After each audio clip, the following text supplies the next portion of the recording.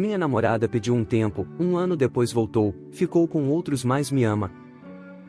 Olá a todos. Não costumo escrever esse tipo de coisa, mas acho que preciso desabafar e organizar o que aconteceu na minha vida. Meu nome é Elmer. Tenho 28 anos e o que vou contar ocorreu há pouco mais de 1 ano, embora ainda me custe assimilar. Trata-se da minha relação com Mônica, que era minha namorada de 26 anos. Vou começar desde o início da parte importante para que se entenda melhor o contexto. Mônica e eu começamos a sair quando eu tinha 24 e ela 22. Nos conhecemos na universidade, embora não compartilhássemos exatamente a mesma carreira. Ela estudava administração e eu engenharia. Nos encontramos por amigos em comum e desde a primeira saída houve conexão. Não foi uma relação explosiva nem de filme, mas sim algo progressivo. Fomos nos conhecendo pouco a pouco e sem me dar conta. Depois de alguns meses, já éramos um casal oficial. Os anos que se seguiram foram bastante bons. Tivemos nossas discussões normais, mas nada que colocasse em risco o relacionamento. Saíamos, viajávamos de vez em quando, passávamos tempo em casa assistindo filmes. Eu sempre a considerei alguém com quem podia construir um futuro e até certo ponto pensei que ela também via o mesmo em mim. Depois de quase 4 anos de relacionamento, surgiu a conversa de irmos morar juntos. Eu havia conseguido um bom emprego em uma empresa de tecnologia e minha renda já me permitia me independizar da casa dos meus pais. Havia alugado um pequeno apartamento, nada luxuoso, mas aconchegante, com espaço suficiente para os dois. Ela estava terminando de se acomodar no trabalho dela e me dizia que também queria dar esse passo. Durante semanas planejamos como seria. Falamos sobre como dividiríamos as despesas, quem se encarregaria de quais tarefas em casa e até chegamos a ver móveis juntos. Eu estava realmente empolgado, sentia que tudo estava se encaixando como deveria, mas justo quando estava prestes a me mudar definitivamente propus que marcássemos uma data para que ela também trouxesse suas coisas. Algo mudou. Lembro muito bem daquela noite. Estávamos sentados na sala dela tomando um café. Eu disse quase com um sorriso que podíamos organizar a mudança em 2 semanas, que eu podia ajudá-la a empacotar suas coisas e levá-las ao apartamento. Ela me olhou em silêncio durante alguns segundos com uma expressão que não soube ler naquele momento. Depois suspirou e me disse: Elmer, não sei como te dizer isso, mas acho que preciso de um tempo. No início pensei que ela se referia a um tempo para se organizar com o trabalho ou com a família, mas quando pedi que ela esclarecesse, entendi que não falava de logística, mas sim do relacionamento. Um tempo? Perguntei desconcertado. Sim, sinto que estou me apressando, respondeu. Antes de ir morar com você, preciso pensar bem se é o que quero. Não estou segura de dar esse passo agora mesmo. Senti que me jogavam um balde de água fria na cabeça. Perguntei quanto tempo ela precisava, se falava de semanas ou meses. Ela baixou o olhar e me disse: não sei, só sei que preciso de espaço. Essa frase me destroçou. Não houve uma explicação clara, não houve um motivo concreto que eu pudesse processar. Eu tentava encontrar sentido. Havia feito algo errado? Ela havia se cansado de mim? Havia outra pessoa? Mas ela não dava respostas, só repetia que precisava de espaço, que não estava pronta, que não sabia o que queria. Não houve um rompimento oficial porque ela nunca usou a palavra terminar, mas na prática era isso. Saí da casa dela naquela noite com um nó na garganta. Tentei ligar para ela nos dias seguintes. Mandei mensagens para conversar e esclarecer, mas ela mantinha a mesma postura, que precisava de tempo e que não sabia quanto. Depois de algumas semanas, percebi que estava me agarrando a algo que ela havia soltado. Não podia ficar esperando uma resposta que talvez nunca chegaria. Decidi considerá-la perdida, embora isso me custasse lágrimas, noites sem dormir e uma tristeza que nunca havia sentido antes. Foram meses muito duros. No início me agarrava à ideia de que talvez ela voltaria, de que estava confusa e se daria conta de que o nosso relacionamento valia a pena, mas pouco a pouco entendi que esse tempo era uma forma de me tirar da vida dela sem dizer de maneira direta. Não vou mentir para vocês, chorei muito. Havia imaginado um futuro com ela e de repente tudo desmoronou. Me questionava constantemente o que havia feito de errado, por que não fui suficiente ou o que eu tinha que não consegui manter o interesse dela. Passei noites inteiras dando voltas na cama, lembrando momentos juntos, repassando conversas na minha cabeça, tentando encontrar a falha. Se você está acompanhando essa história e já passou por algo parecido, deixa um comentário aqui embaixo contando como você lidou com isso. E se você está gostando do conteúdo, não esquece de deixar o like e se inscrever no canal para não perder as próximas histórias. Com o passar dos meses e com o apoio de amigos e da minha família, consegui me levantar. Comecei a me focar em mim mesmo, trabalhava mais, fazia exercício, saía com amigos. Não foi um processo rápido nem fácil, mas comecei a me sentir melhor, mais em paz. Até cheguei a sair algumas vezes com outras pessoas, embora nada sério. Sentia que finalmente estava recuperando minha vida, que podia olhar para frente sem pensar nela o tempo todo. Não vou dizer que a esqueci completamente, porque não Não era tão simples, mas sim havia deixado de doer como no início. O que complicou tudo foi que, apesar do meu esforço para seguir em frente, o mundo é pequeno e as notícias voam. Várias vezes fiquei sabendo por conhecidos em comum e pelo que se via nas redes sociais, que Mônica estava saindo muito para festas. Aparecia em fotos com diferentes grupos de amigos, viajando, aproveitando a vida noturna, sempre rodeada de gente. Não era só que ela estivesse se divertindo, mas também soube que havia ficado com outras pessoas. Um amigo próximo me contou que a havia visto em um bar se beijando com um cara diferente